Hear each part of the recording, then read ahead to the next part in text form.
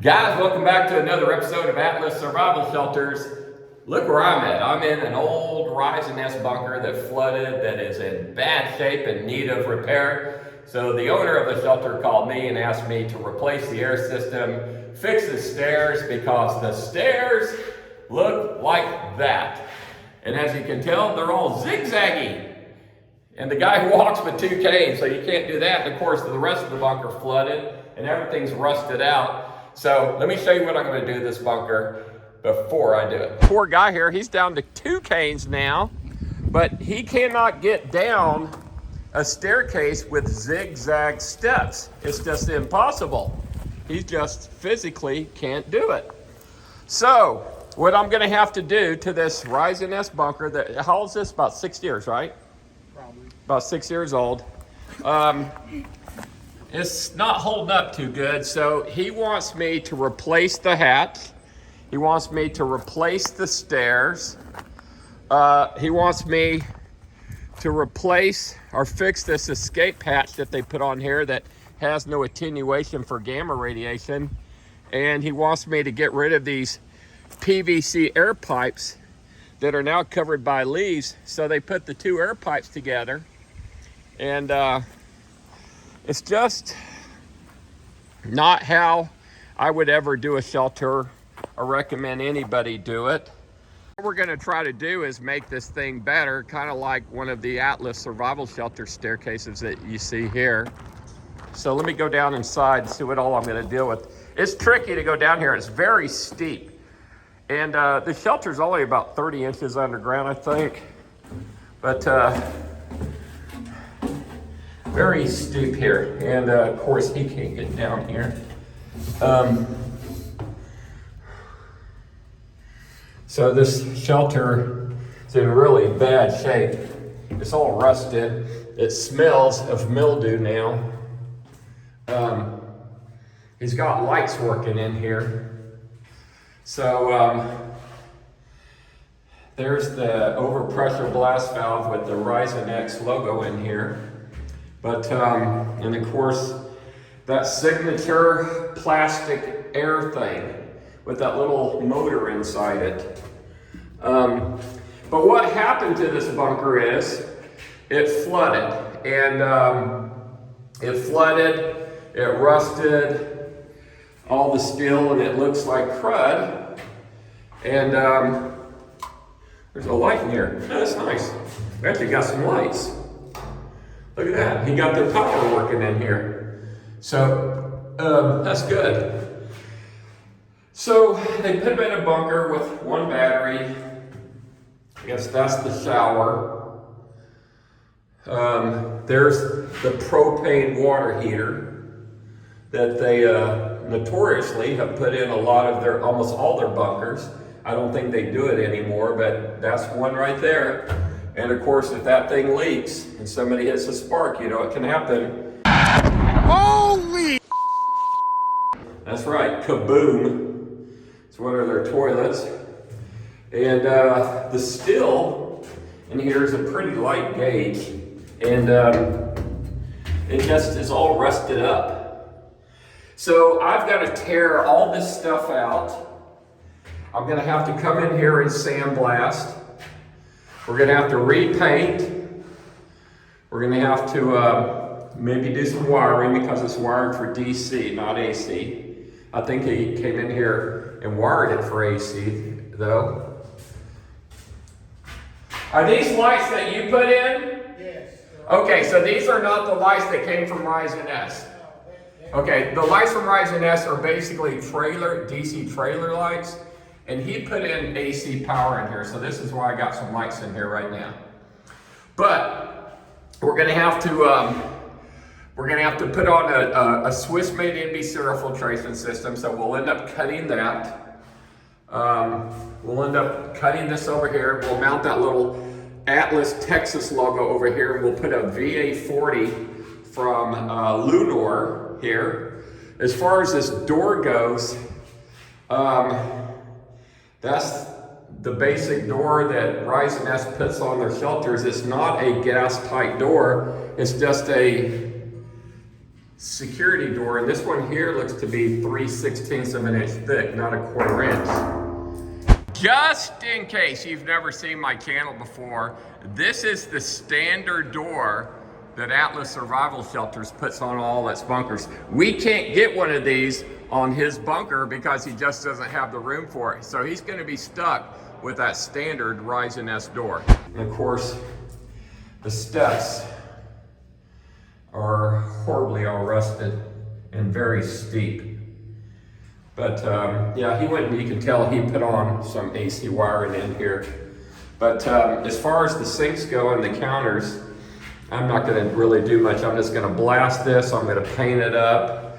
I'm gonna give them a good Swiss air system, get rid of that thing, put it in the trash with the other ones I got. Get them a new toilet in here, disconnect that thing. That should never been put in here in the first place. That's an accident waiting to happen. Get him some new batteries for his little storage room here. Tear the steel out. And also the escape hatch here. This escape hatch has no attenuation. Basically, you can open that right there, and there's the surface. You have to have at least 3 foot of earth between you, this roof, and the surface to attenuate gamma radiation. And there's 0 here, so radiation will come straight through here and right into the shelter. It's just not a very good design. You gotta have turns, 90-degree turns. And this just doesn't have it. So this is the ceiling height in here. It's 84 inches on the money, going all the way to the ground. So every one of these rise and S bunkers I've been in has a 7-foot ceiling. I've never seen them any taller than this. So this is what I look like in a rise and S bunker. So this is my head. Okay, there's my fingers. Yeah, 7-foot ceilings. But when you're tall like me, it feels really short here. It's not fun. So this is the rise and S door. This one is not made out of 1/4 inch plate. That's 3/16.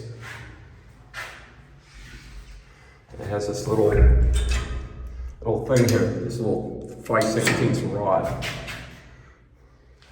Guys, I rate this as a tornado shelter.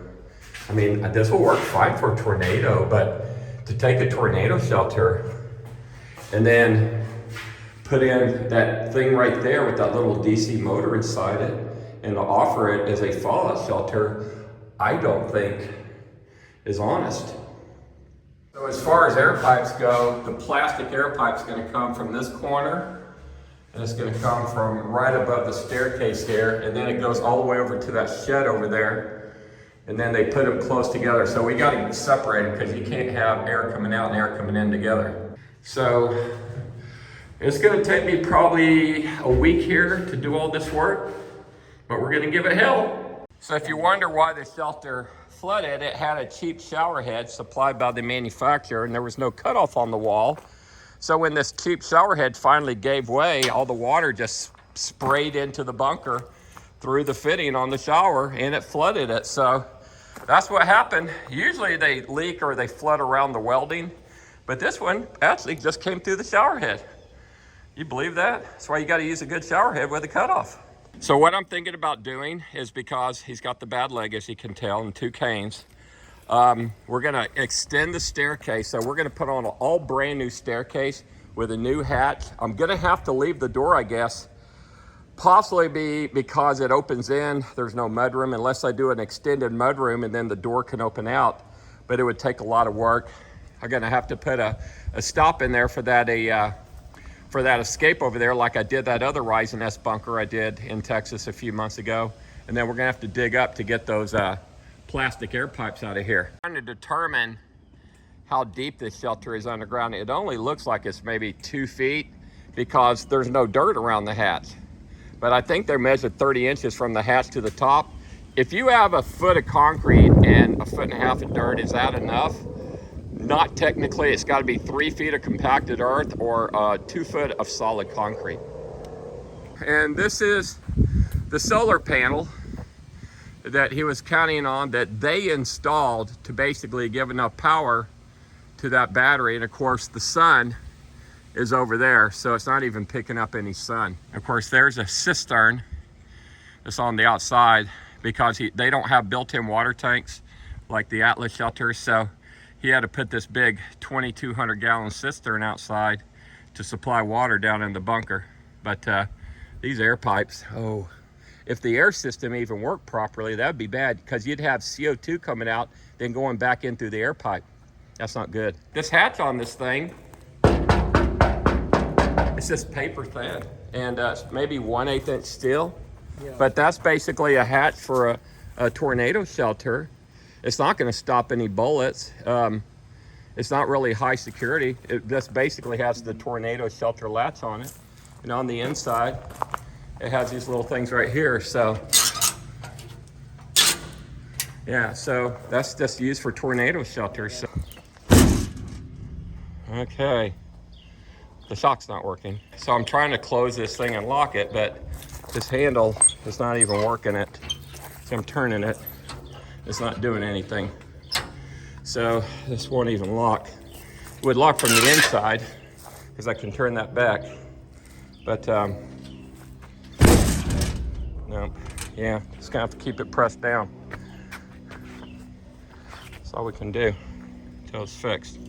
Well, guys, now you see why almost 100% of people who do their homework choose Atlas survival shelters over Rise and S bunkers. So guys, if you got a Rise and S bunker and you want me to fix it up or get you a new air system, give me a holler. I'll be glad to sell you a VA40, a VA150, or whatever you need. But guys, watch my videos and try to improve your shelter. And if you're gonna build your own shelter, remember, we here at Atlas Survival Shelters will sell you the hatches, the air systems, the doors, anything you need. And guys, hey, listen, if you're still watching my video, I will be in Ukraine on July 15th. I'm going to be over there trying to help them get some bomb shelters, and I'll be taking some scopes to my little squad right here, which is a rifle company out of Kiev, to try to help those guys battle them evil Russians.